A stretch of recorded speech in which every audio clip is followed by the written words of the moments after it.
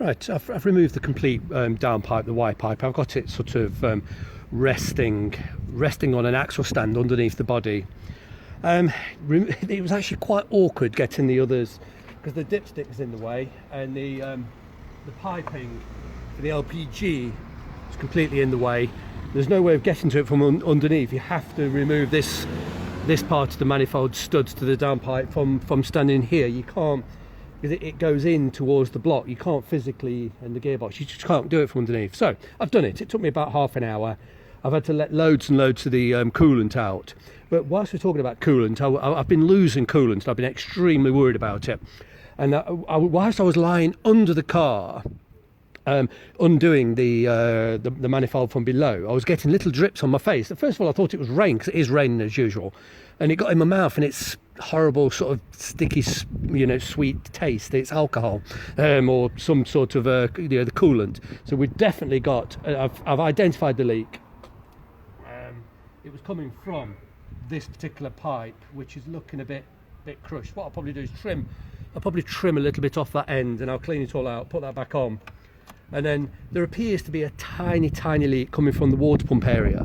So my fears of a head gasket I was probably panicking, when I did that compression test, and we had low compression in one cylinder, compounded with the coolant leaks. But I found 2 minor leaks, which could explain a litre or two in, a few hundred miles. So fingers crossed, I think I've found it. But anyway, let's see if we can lift this manifold off. There we go. Oh, you swine. Look at that. Completely snapped the end off here. It's still on. It's still sitting on there. Wow. Yeah, the gasket, it's just like biscuit, really. It's all, yeah, what a mess. But I have a complete new gasket. I've got a pair of gaskets, and I've got a pair of manifolds. But I'm looking to leave that one well alone. Where's the broken? Yeah, there's the broken stud. So I'll let's just get some light on it. Let's have a look. Yeah, we've got a broken stud. See if we can zoom in a touch. I'll have to take the gloves off. It's awfully difficult to work the camera in gloves. But let's have a look. Let's have a look. In fact, let's just take the camera out of the tripod. That's the easiest thing to do. We'll come in and have a proper look.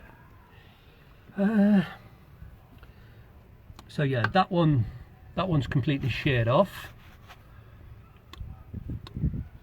This one is seized solid. I'm expecting it to shear, and let's just zoom in.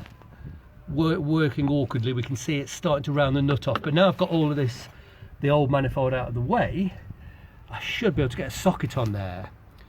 I am expecting that one to shear, but let's see. Let's just pop this back on the tripod. I'll pause it and get set up, and we'll see.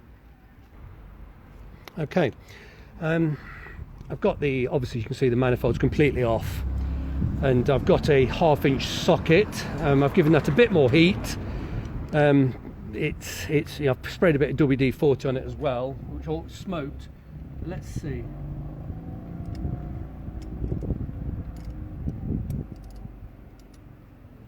Yeah.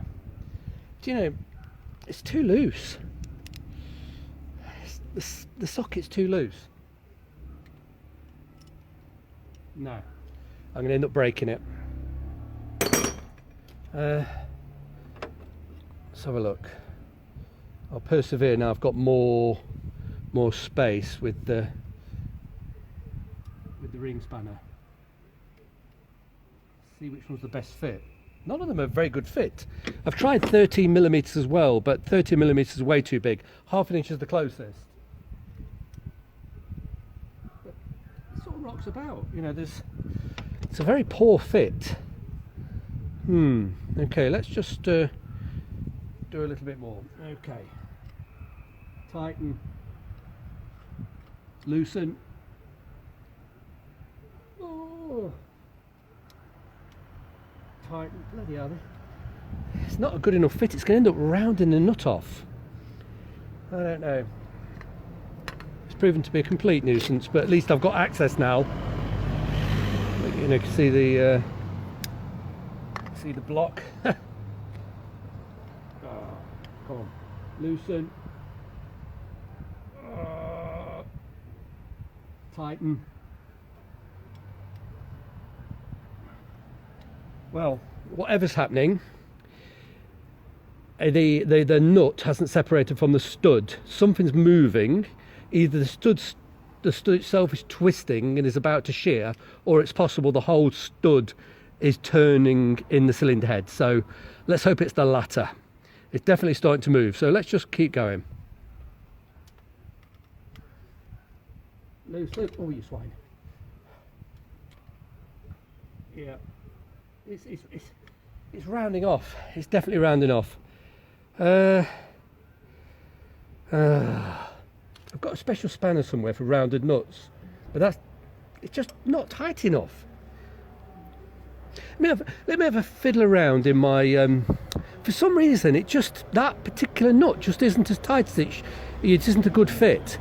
Half inch. All the others were a perfect fit on half inch. This one is a dreadful fit on half inch. It's an even worse fit on 13 millimeters. I've got a huge amount of spanners, and I've also got a special spanner for loosening, rounding nuts. So it's going to take me a while. So once again, I'll have to turn off the camera, and we'll come back to this in another film. We'll have another go.